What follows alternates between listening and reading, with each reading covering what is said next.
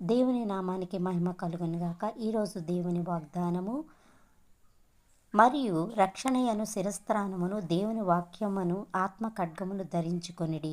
ఎఫెసీయులకు రాసిన పత్రిక 6వ అధ్యాయము 17వ వచనము.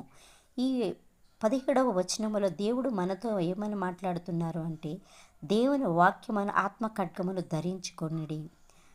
ఆత్మ ఖడ్గము, దేవుని వాక్యం ఏంటండి? ఆత్మ ఖడ్గము, మామూలు ఖడ్గము కాదండి, ఆత్మ ఖడ్గము.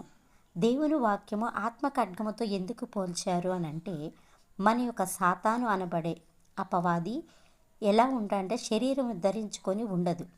దానికి ఒక శరీరము, ఒక రూపు లేదు. అది ఏంటంటే ఒక ఆత్మ.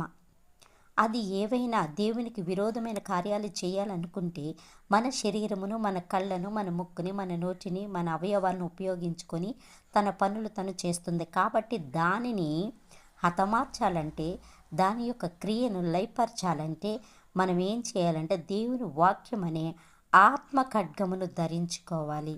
హల్లెలూయా. మరి ఈరోజు సాతానుని ఎదిరించాలని ఎంతమంది అనుకుంటున్నారో వారందరూ కూడా దేవుని వాక్యం అనే ఆత్మ ఖడ్గమును ధరించుకొనుగాక.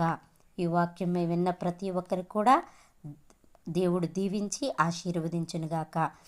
ఈ యొక్క యూట్యూబ్ ఛానల్ మరి క్రియేట్ చేయడానికి ఒక ముఖ్య ఉద్దేశం ఏంటి అంటే, చాలామంది దేవుని మార్గములో నడవాలని, దేవుని యొక్క సత్యములో జీవించాలని ఒక ముఖ్య ఉద్దేశం మీద ఈ యూట్యూబ్ ఛానల్ అనేది క్రియేట్ చేయటం జరిగింది.